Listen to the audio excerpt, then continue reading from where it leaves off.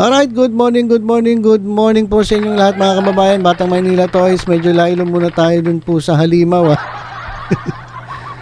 Wag muna natin pag-usapan yung halimaw. Ano po yun? Bad vibes. Pag-usapan po natin itong good vibes mga kababayan. Ito sa ating screen. Talaga naman pong good vibes at katatawanan itong hatid ng magkambal. Ito pong si Ellen at itong kanyang kambal na si Lenlen. Naku po, riot. Grabe talaga kapag nagkita itong magkakapatid. Kasi meron pa sila isang kapatid si Tash na wala dito sa EAT. Kaya naman ang nagkita ay itong si Ellen at itong si Lenlen. Ayan mga kababayan. Grabe humataw sa sayaw itong si Lenlen Pero mahihain pa yan. Pagkatapos ng humataw at kumanta po yan at nagpakita ng kanyang skill sa pagrarap. Pagkatapos ng kanyang performance bigla na lang tumatakbo sa likod. Nagtatago kasi nga po mahiyain. Sabi nga ni Tito Sen ibang klase ito si Lenlen kasi kapag pagkatapos ng performance biglang bumabalik yung pagkakamahiyain, pero pag nagpe-perform parang nasasaniban. Ayan mga kababayan. At ito naman si Ellen, napakamahinhin. Kabaliktaran ni Lenlen. Si Lenlen talagang kapag sumayaw, isakop niya yung buong stage. Ito naman si Ellen, kapag nagsayaw, halos hindi na gumagalaw. Ito mga kababayan, itong ginawa nilang dalawa, itong pagkikita dyan sa EAT, ay nag-trending po yan. Nag-trending po yan sa dun sa Twitter. Alam niyo naman ang Twitter pag-aari ng dilawan niya. Pag-aari ng mga pinklawan niyan, mga mga tagasunod ni Meme Vice at ng It's Showtime at ng ABS-CBN. Pero tingnan niyo, nag-trending pa rin etong kambal, itong pagkikita ng dalawa. At ang nag-trending po ay yung #legit_Dabarkads dyan sa X, dyan sa dating Twitter.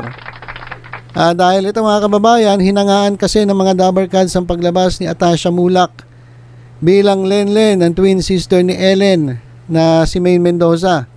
Na nung una, hindi mo makikilala na siya si Maine Mendoza dahil pati boses nag-iba Kuha niya yung boses ni ni Ellen dun sa sa AI.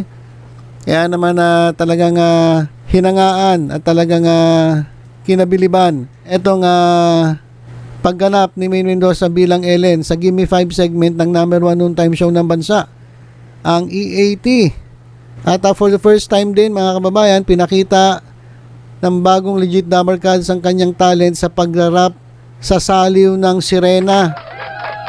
Ang sirena mga kababayan, ang sirena ba si Glock 9? Parang hindi ata si Glock 9 ng sirena Pero yung sirena kasing kanta rap. Tapos meron ding portion na hindi rap pero kuhang-kuha ni Lenlen. Magaling. O kaya naman maraming nanood dyan sa segment na yan at umabot nga ng 100,000 peak online views ang EAT combined social media platforms ng TVJ at TV5 sa YouTube at sa Facebook. Ayan, at isa pa sa abangan natin sino daw yung i-reveal na karakter na tinawag na Gimme serye. Abangan natin yan. So, yan mga kababayan, yung naging usap-usapan sa Twitter. Nako naman talaga na mga tuwan-tuwa ang ating mga kababayan. Halos itong mga komento talaga na mga puro papuri dito sa kambal kay Ellen at kay Lenlen. At ito, basahin ko lang ilang komento. The Ilong Est It Family. That gave really enjoyment and happiness to us. Galing nyo, congrats to all. Kasi ang trademark ito, hindi mo pwedeng agawin to. Trademark na to ng AI family, yung kanilang ilong. Yung ilong nila, iba-iba lang ang sizes. May small, may medium, may large, may extra large. Kuha nila yung ilong ni Alan Kay. Ayun ata pinagmulan talaga ng ilong netong mga to. Kaya naman halos lahat sila pare-parehas ang ilong. Maging yung kanilang pinsan, yung si Aling Liit.